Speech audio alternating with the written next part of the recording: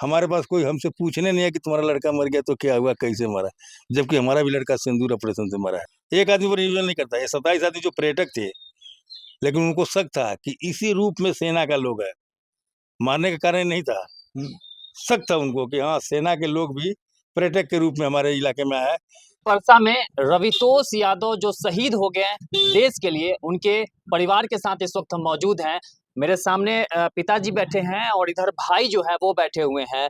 हम बातचीत करेंगे क्योंकि बहुत संवेदनशील जो है वो मामला है। छपरा जिला में कई ऐसे लोग हैं जिन्होंने शहादत दिया है और देश के लिए उन्होंने शहीद हुआ है।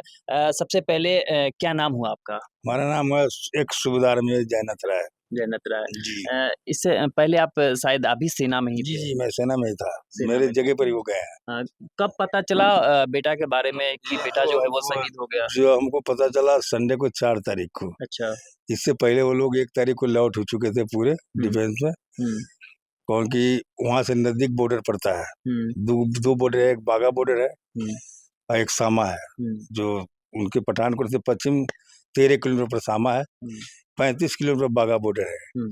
तो उस समय जो इस सारा मौसम में माहौल गड़बड़ाने के चलते उनकी बटालियन कमांडर साहब ने उनको सभी को लेआउट करा दिया है कि यहाँ से आप कैंप में नहीं रहेंगे, कैंप में छोड़िए। हो सकता है बम्बारमेंट हुआ था जालंधर में, लेकिन उसको रोक लिया गया है। इस समय उनको दिन भर तो वो लोग लगे रहे, लेआउट में थे।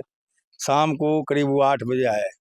बटालियन कमांडर ने बोले कि जितने फैमिली वाले रहे, जिनके बच्चे वाले हैं, उनको आप छोड़ दो। और अभी हालात माहौल ठीक है, माहौल जैसे गड़बड़ाएगा फोन करेंगे, इनको बुला लेंगे। लेकिन माहौल ठीक था। एक सब आदमी आए और बैठे, इनको कुदरती क्या हुआ भगवान जाने, लेकिन उनका एकदम बैठते ही हार्ट बैठ गया। मतलब ऑपरेशन सिंदूर के दौरान सिंदूर के दौरान हुआ है। दौरान ही हुआ है। सिंदूर के दौरान ऑपरेशन आज से नहीं, जिस दिन से लड़ाई जो ये इन्होंने मार दिया पहलगांव में, पहलगांव के दिन से ऑपरेशन सिंदूर शुरू है। जिसको जहाँ मिल रहा है, जिस तरह के लोग मिल रहे हैं, पाकिस्तानी मिले, हिंदू मिले, जो जिसको मिला उसे हमेशा उसके साथ कैप्चर करके इसको पूछा जा रहा है। जांच साथ हो रहा है कि तेरे पास हो सकता है कि हिंदू का बहाना बनाए और तू मुसलमान हो, तेरे पास कोई हथियार हो या कोई ग्रेनेड हो या बम हो, किसी न किसी हालात से। क्योंकि ज्यादा बढ़ गया कि जाति धर्म पूछ के उनको मारा गया था। ऐसे अगर मार देते कोई जाति धर्म की व्यवस्था नहीं थी, नहीं इतना आगामा नहीं होता, लेकिन जाति धर्म पूछ के मारा गया था कि तुम हिंदू है, हाँ तो ठीक है, तुम मुसलमान है, नहीं। एक हिंदू था लेकिन जो कुरान पढ़ना जानता था, जम्मू का था, उसको छोड़ दिया गया। एक सेना देश की रक्षा करता है। आप भी ऑन ड्यूटी, आपने भी कई साल जो है वो किया है, देश की रक्षा किया है। मतलब उसको कैसे हम जान सकते हैं, जरा ये बताइए ना हमको आप। देखिए, हर समय जो सेना होता है, जो जेएनके में है, जम्मू कश्मीर में जो सेना है, एक आरआर बटालियन बनाई है। बटालियन कई तरह के हमारे पास है, जैसे बीएसएफ का, सीआरपीएफ सब बटालियन है। इन्फेंट्री जो अपना बिहार सर्विस है, ये भी बटालियन ही है। लेकिन एक आरआर बटालियन है, राष्ट्रीय राइफल, उसका जलवा, उसका नजर अलग है। जो आरआर में होगा उसका नजर ही अलग है। वो आपका भेष देख लेगा, आपका सांस देख लेगा कि आप क्या है। जैसे हम लोग इतने अनभिज्ञ हो चुके हैं कि अगर आपके पास हथियार है तो हमको पता चल जाएगा आपके पास हथियार है। क्या है कि आपके पास हथियार होगा तो आप कतराने लगेंगे देख के। किसी आदमी सामने होने से आप हटिएगा, डरिएगा, जितना जल्दी सोचिएगा कि हम छिप जाएं।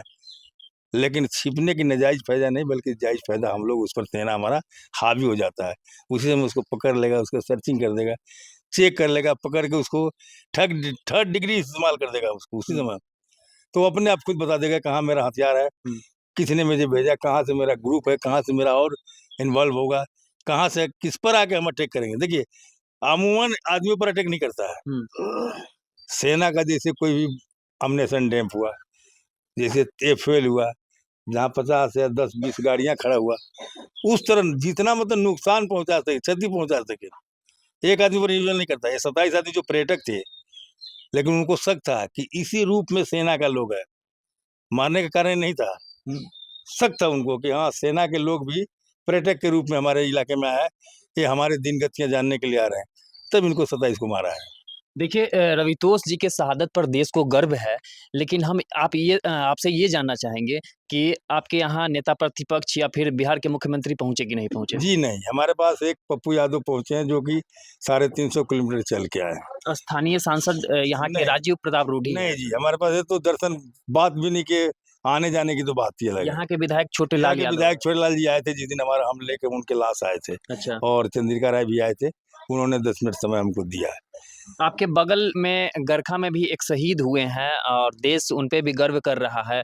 उनके यहाँ तो सब लोग आए थे, नेता जी, प्रतिपक्ष जी, भी आए जी, थे, जी, जी। मुख्यमंत्री भी आए थे मैं और आप उतना ही नहीं, उनके परिवार के लोगों के बीच जो है वो शायद 50 लाख से अधिक का चेक भी उन्होंने दिया है। तो फिर आपको क्या लग रहा है? इन दोनों में अंतर आपको क्या बुझा अंतर रहा है? है, अभी मैं आपको क्लियर करूँगा कि अंतर क्या है। हाँ, सबसे बड़ा प्रॉब्लम है कि हम मुसलमान नहीं हैं, हाँ, अच्छा, हम हिंदू हैं। नोट कीजिएगा आप इस बात को। ये बहुत बड़ी बात कह रहे हैं आप। बहुत बड़ी बात हम आपको कह रहे हैं, हमें इससे कोई डर नहीं है। मैं आपको पहले बोला था कि मुझे ओनली फॉर डिफेंस से डर है। हुँ, डिफेंस ही हमारा पेंशन रोक सकता है, वो भी डिफेंस के बस की बात नहीं कर, मुझे 15 साल रिटायरमेंट हुए हो गए। हुँ, यहाँ जो भी मुसलमान जाति के लोग बैंक बैलेंस बना रहा है, वोट सब लोग सोच रहा है कि मुसलमान के वोटों से हम प्रधानमंत्री बनेंगे, मुख्यमंत्री बने। कार्य नहीं है, वो मुसलमान है लड़का, जो अभी गरखा में मरा है वो मुसलमान है। उसके पास राज्यपाल भी गया, मुख्यमंत्री भी गया, और जितने भी एडवोकेट हुए सब उसके नाम पर, उसको पेट्रोल पंप पास हुआ, उसके नाम से हॉस्पिटल बना। हमारे पास कोई हमसे पूछने नहीं है कि तुम्हारा लड़का मर गया तो क्या हुआ, कैसे मरा, जबकि हमारा भी लड़का सिंदूर ऑपरेशन से मरा है। आखिर एक ही देश, एक ही लोग और ये दोहरी नीति मतलब कैसा? मतलब एक परिवार, आप भी फौजी से जी, ताल्लुकात रखते दोहरी नीति तो है इन लोगों के पास। हैं। हुँ, दोहरी नीति है कि जान रहे कि हमारे यही कास्ट के लोग हैं जो वोट हमारा है, हुँ, चाहे हमारे तेजस्वी यादव हों, चाहे लल्लू प्रसाद हों, या चाहे चंद्रिका प्रसाद हों, ये लोग सोच रहे हैं कि हमारा वोट यादव है तो आखिर हमको देगा, देगा किसको। हुँ, नंबर एक बात है, उधर लोग भाग रहे हैं इसलिए कि मुसलमान का वोट, अगर हम मुसलमान के साथ जुड़ते हैं तो मुसलमान का वोट मिलेगा, यादव का वोट मिलेगा, तो हमारा सरकार फिर बन जाएगा। लेकिन बाबू ऐसा नहीं होगा, प्रॉब्लम यहाँ खड़ा हो गया है हुँ, और प्रॉब्लम हो के रहेगा। हुँ, ऐसा नहीं है हुँ, कि आप जो चाहिएगा, एक आंगने में 2 घर कैसे बनेगा। हुँ, लड़का ऑपरेशन सिंदूर में हमारा भी मरा है, लड़का ऑपरेशन सिंदूर में वो भी मरा है लड़का। अंतर हमारा कि हमारा डिफेंस का है, वो होम मिनिस्ट्री में है। होम मिनिस्ट्री में जिस सरकार का है वही सरकार उसको देगा, चाहे जेएनके में मरा है तो जेएनके सरकार देगा और बिहार सरकार दे सकता है, अन्यथा डिफेंस नहीं दे सकती।